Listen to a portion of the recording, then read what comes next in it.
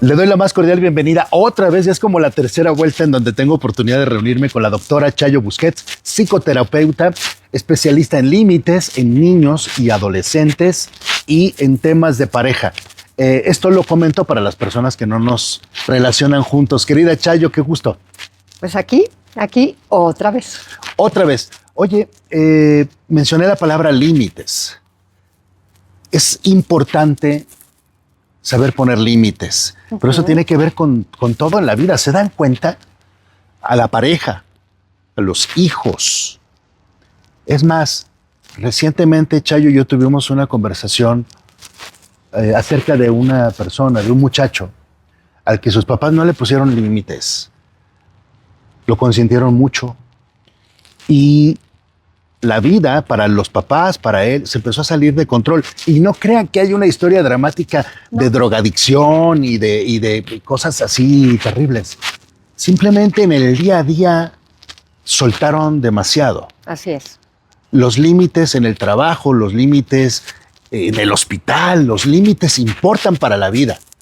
Y a los amigos como Mariano también hay que ponerles límites. Y a las doctoras gandallas como ella también hay que ponerles límites. No. Sí, los límites sirven para todo, absolutamente para todo, porque ponen orden. Y esa es la parte que importa. El orden social es gracias a los límites. Y una parte que a mí me importa mucho es que enseñan a las personas a poder a futuro relacionarse con el malestar. Y tú sabes que yo amo el malestar. Es el malestar de la vida diaria. El malestar de la vida diaria, entendido como, por ejemplo, hacer una fila en el banco.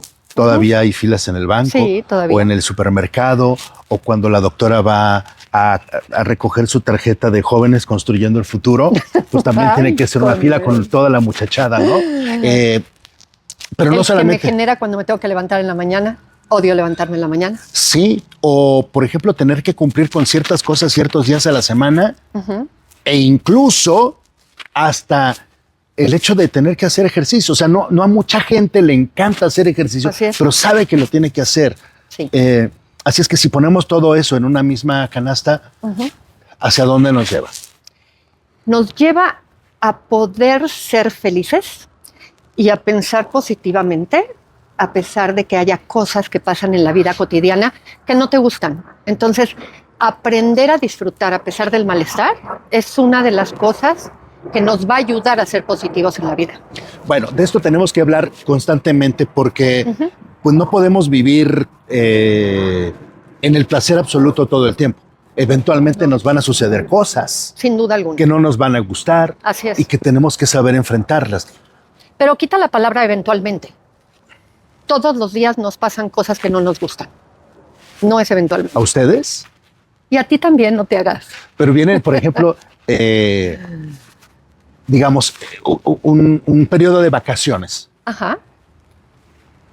Uno no puede, esa es una frase que me encanta, uno no puede vivir de vacaciones toda la vida, ¿no? No. Levantarse mucho más tarde, comer lo que quiera, soltar un poco el ejercicio. ¿Cómo te levantas mucho más tarde?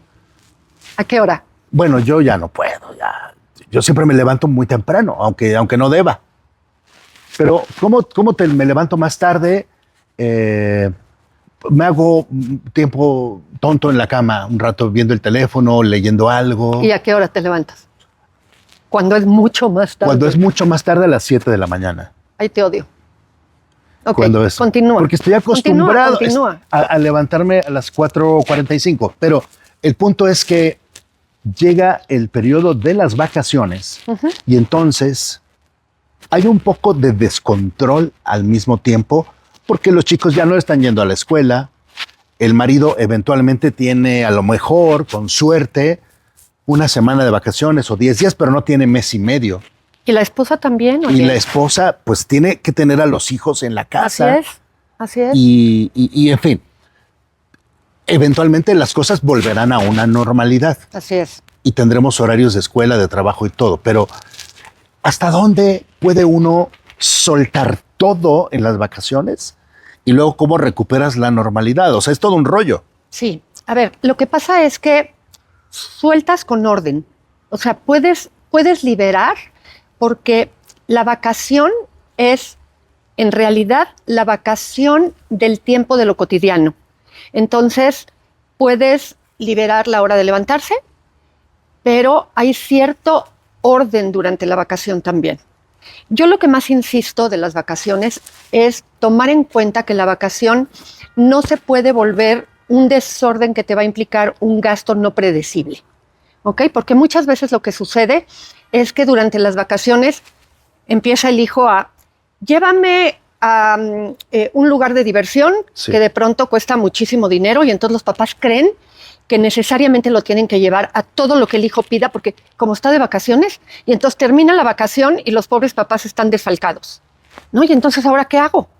Y la vacación lo que realmente implica es que no lo tengo que levantar a la hora que lo levantaba, que tiene que desayunar cuando desayunaba, como desayunaba antes, y que entonces lo tiene que llevar a todos los lugares que el hijo pide y tiene que gastar en todo lo que el hijo pide y que eso entonces genera el descontrol que tú planteaste.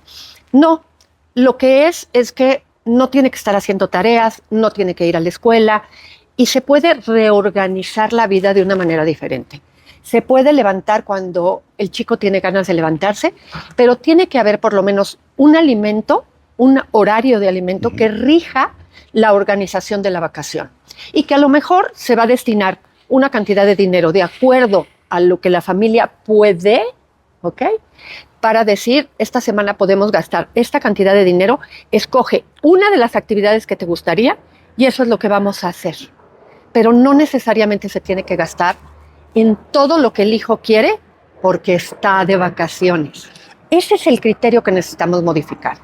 Muchas veces caemos en el error de compararnos también Ajá. con lo que hacen otras familias, incluso de tu misma sangre, ¿no? Sí.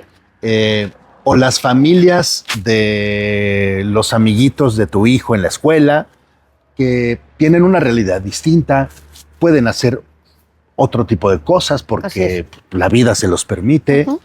Y muchas veces lo hacen endeudándose Uh-huh. y no es la mejor decisión. Sin duda. Pero entonces tendemos a compararnos. Así es.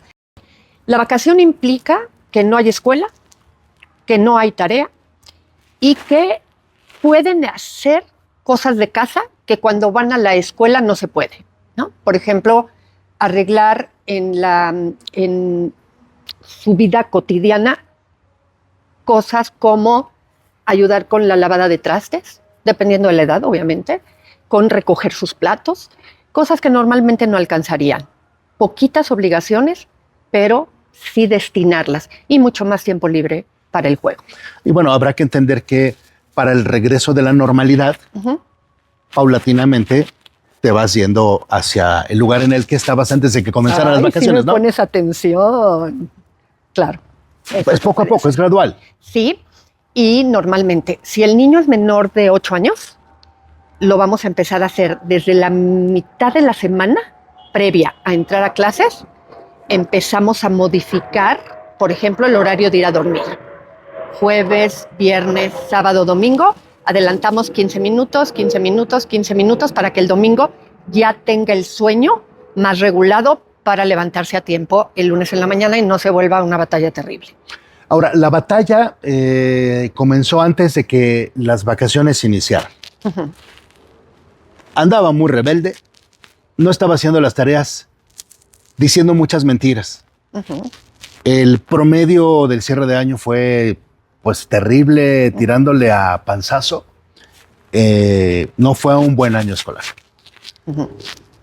¿Qué hacemos con ese caso, con ese niño en estas vacaciones? Ay. Vamos a poner una consecuencia que esté relacionada con algo de lo que al niño le hubiera gustado hacer en las vacaciones. Por ejemplo, limitamos, si ya había videojuegos, vamos a limitar el tiempo del videojuego como una de sus consecuencias.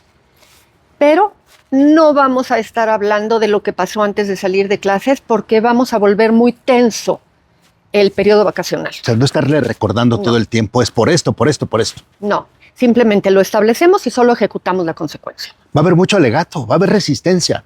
Sí. Es que qué fácil es la teoría. Uh-huh. ejecutamos en silencio y en todo caso lo que hacemos es decir, tú ya sabes por qué.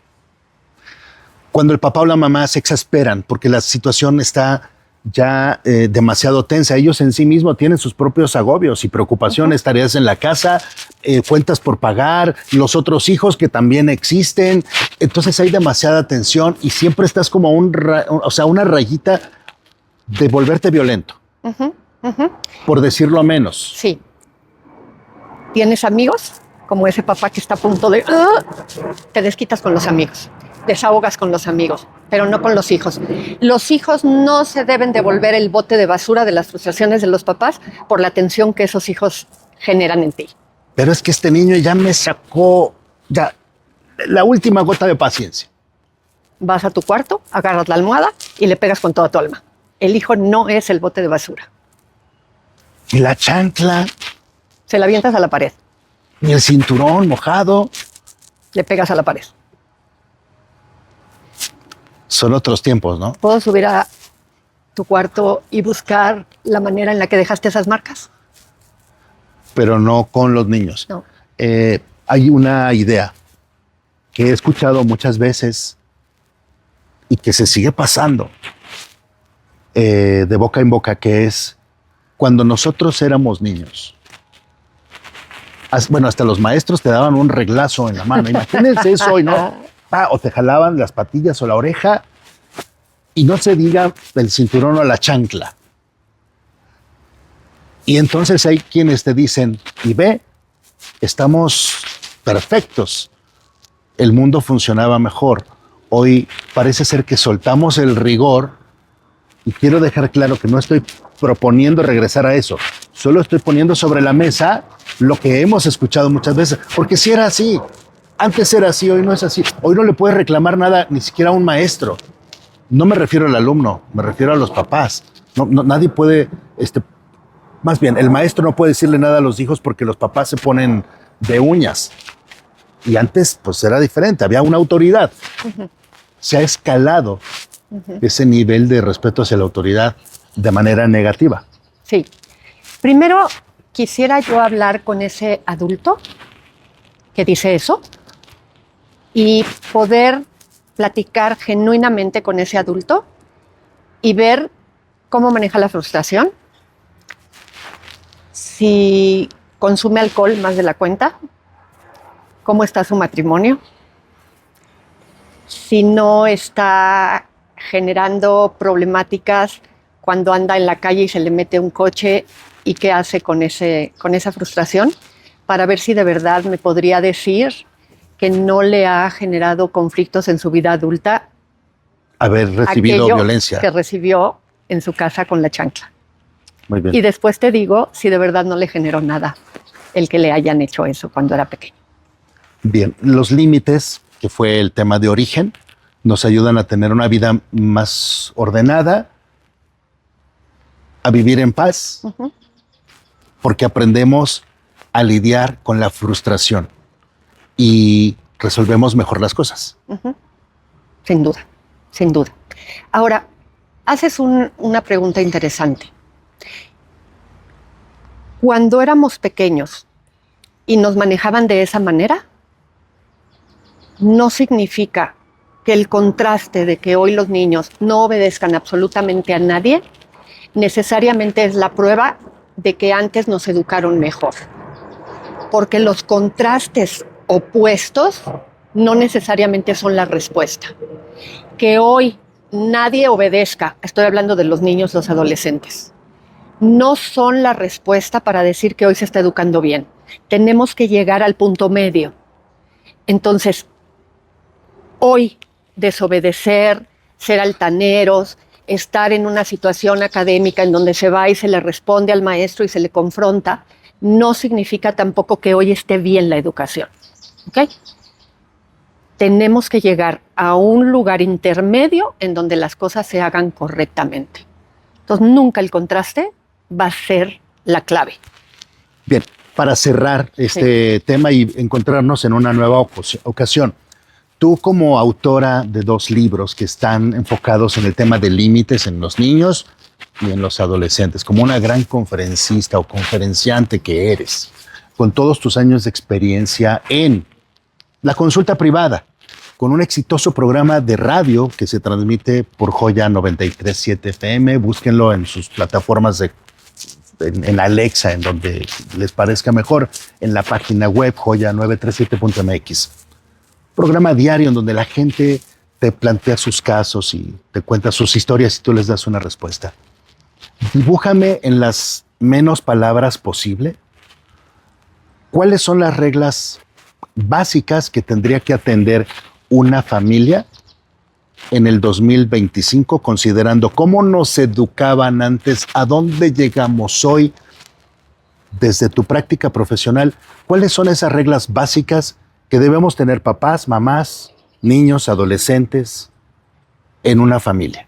Tienen que aprender los niños, enseñado por los papás, que la educación está relacionada con enseñarles a reconocer y a aprender que el placer o el malestar, cualquiera de los dos, se tiene que enseñar dosificando, posponiendo y negando placer. Y la vida cotidiana da esos 3 momentos todos los días. Y el ejemplo arrastra. Uy. Que será motivo de muchas conversaciones más con la doctora Chayo. Muchas gracias, doctora, gracias a ustedes. Y recuerden que vamos a tener muchos contenidos que les van a ayudar, que les van a servir, que les van a hacer bien y que va mucho más allá de tener conversaciones con artistas, por ejemplo, que me fascina.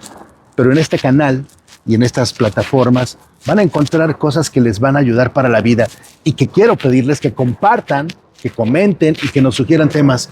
Gracias, Chaye. Gracias a ti.